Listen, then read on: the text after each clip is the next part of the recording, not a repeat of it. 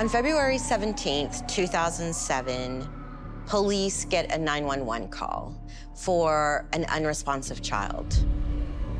When EMTs arrive, there is a 2-year-old child laying in the middle of the floor. Mariah's father was trying to administer CPR. Mariah is pale, she's unconscious, there's no pulse. EMTs are not able to revive Mariah. They also find some bruising on her. So the first responders are concerned that Mariah is a victim of child abuse at the hands of one of her parents. Okay, you ready? Mm-hmm. Say when. Go. Melissa. Okay.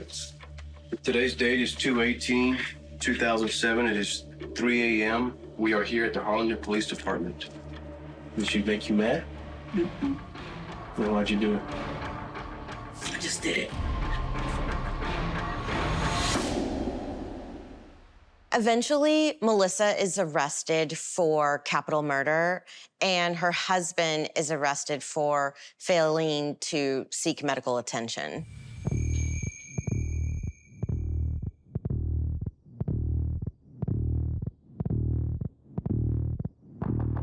They were actually moving from one apartment to the other. And, well, numerous children. At that time, it's 9 kids.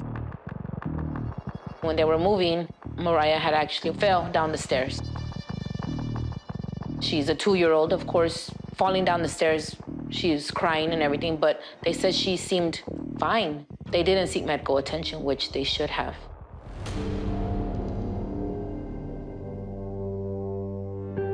When they sentenced my mother to death row, the prosecutors and the district attorney jumped for joy, and they were just excited. Everybody was giving each other high fives, and I was watching this, and I was just, really? You know, like, this is what they get out of sending a woman to death row? It's very sad. To me, she's not guilty of murder. Medical neglect, we could deal with that. She was a drug abuser. But she's not a murderer. As her attorneys begin to investigate her case, they can't believe the series of errors that they're finding. There were faulty forensics that were at the base of her wrongful conviction. The state's medical examiner told the jury that Mariah had extensive bruising throughout her entire body, which had to be caused by an intentional beating. And in fact, Mariah's autopsy showed indications of a blood coagulation disorder called DIC.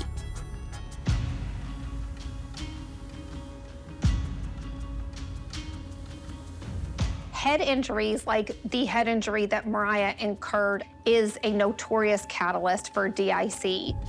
It can cause profound bruising and bleeding throughout the body. It can appear suddenly, and bruising can occur from routine handling. So it has been, in other cases, like it was here, confused with child abuse.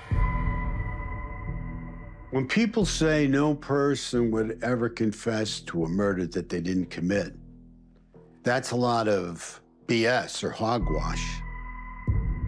This is a woman that has all these children. This is a woman who just lost a child.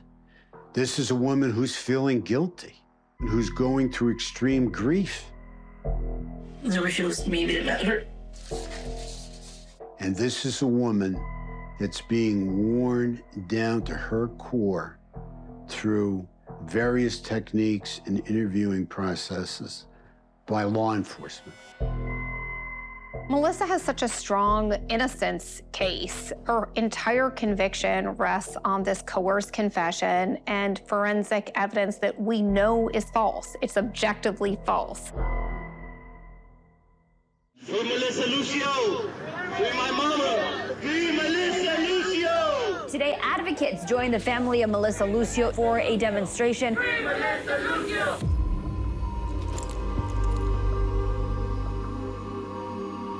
Free Melissa Lucio! All the evidence that they presented was unexplainable.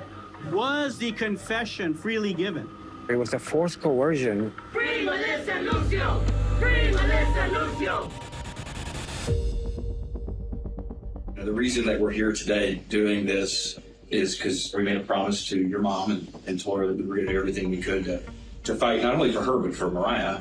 One of Melissa's biggest supporters is a pro-death penalty Texas Republican. This is the most troubling case, not only that I've ever seen, but I think this might be the most troubling death penalty case maybe in the history of our state.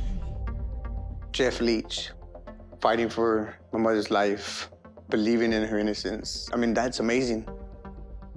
Texas politics does not get more partisan. And so to hear that a pro-death penalty Republican is advocating for Melissa Lucio is unheard of. Free Melissa Lucio! Lucio's execution is set for this Wednesday. No one deserves to suffer the way that she is suffering. No one has the right to take someone's life. I'm gonna fight like a soldier for my sister because my sister's gonna come home. This is not the time to whisper, but the time to shout. With the clock ticking, Lucio's family and supporters say they're not giving up.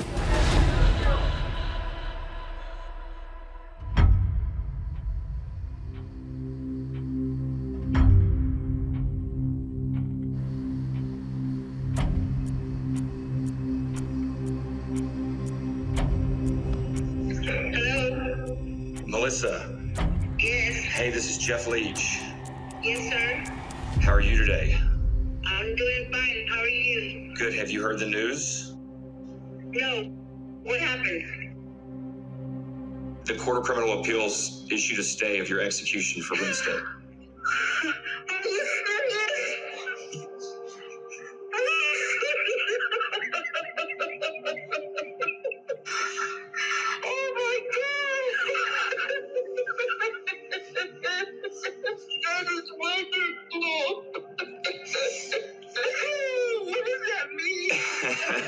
Well, it means you're going to wake up on Thursday morning.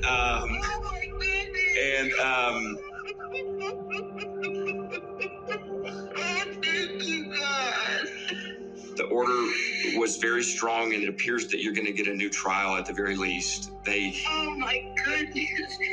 That is so wonderful. Thank you so much.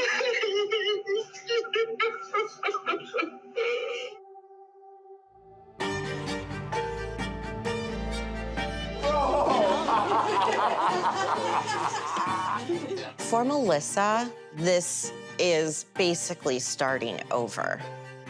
Either her case is going to be thrown out, they're going to give her a new trial, or in a matter of months, they're going to restart the clock and give her a new execution date. So for Melissa and her family, this is not the end. The fight is, it's still not over. She's still in there. Right. And, I mean, we're here. We're going to fight till the end, till we get her home. As long as we don't have to worry about April 27th coming, we're very excited. We can breathe. We believe she will come home. And we can't wait for that day. I mean, there's so much to say. I mean, I'm just trying to get order. I'm sorry. We're just one big old team, putting up the fight for my mother, Melissa Elizabeth Lucio. We're gonna keep on fighting this fight till we bring her home. And I just want to say thank you and God bless everybody.